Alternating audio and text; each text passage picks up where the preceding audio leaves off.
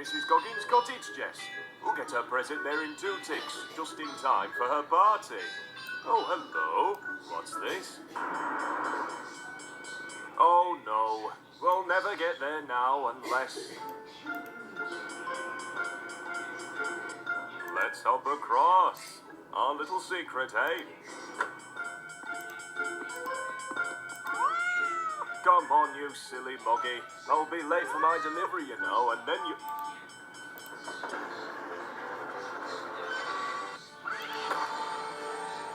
Jess! No! No, no, no, no, no. Please. No! It was a lovely morning, and Thomas had made a new friend. Good morning, I'm Thomas. What's your name? Pat. It's lovely to meet you, Pat. I hope you don't mind me saying it's not a good idea to stand on the railway tracks. It can be a very dangerous place for people. Cats. Cats? Oh dear, thought Thomas. He did remember seeing a flash of black and white before he put his brakes on. I'm so sorry. Not as sorry as you're going to be. Postman Pat! Postman Pat! Postman Pat and his black and white cat! Thomas could see Pat was angry. But Oh, mother! God!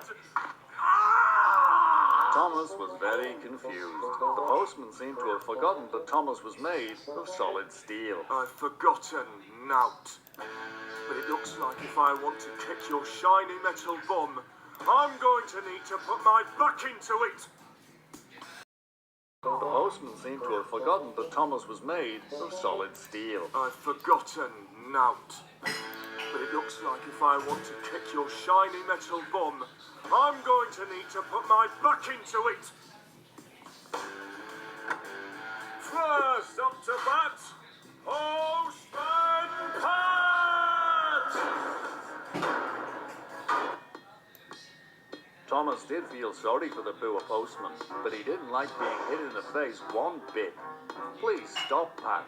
I know you miss your cat, but ow, said Thomas. Ouch, that actually hurt me, you crazy little human, said Thomas. The silly man had jabbed Thomas right in his eye. Oh dear, said Thomas. I didn't mean to... You don't seem to mean a lot of what you do, you big metal bastard. But don't you worry. There's more than one way to crack a nut.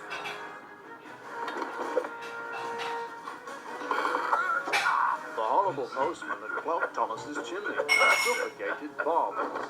Bob! Yelled Thomas. There was nothing for it.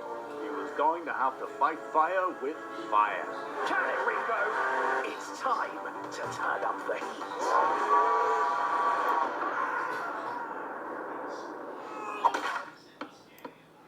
Oh, that looked painful. Well, that's what you get when you mess with a train, you crazy bastard! Later.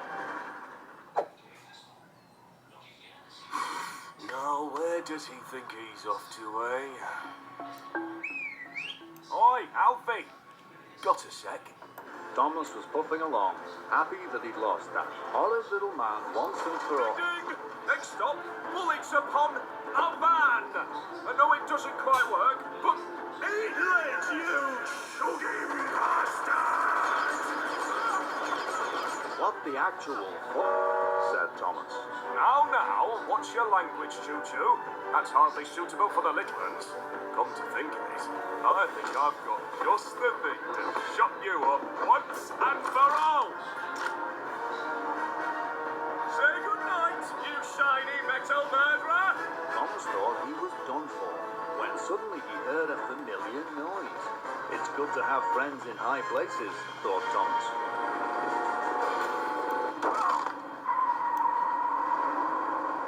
Looked like you were in a spot of bother, Thomas, said Harold. I had him right where I wanted him, laughed Thomas. Still, thanks for the assist, and on your last day before retirement too. After all this excitement, you must be looking forward to a nice rest. You can say that again. Finally, some time for me and the wife to...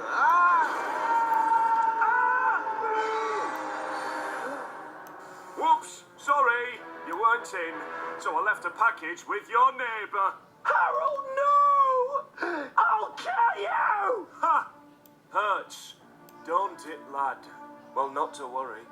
You won't be feeling anything much longer. What goes up must come down!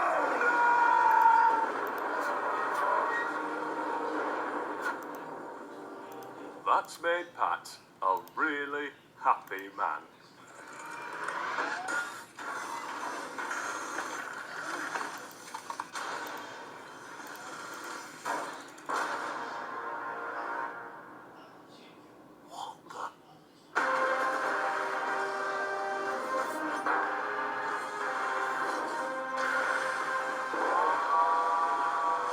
Well, you don't see that every day.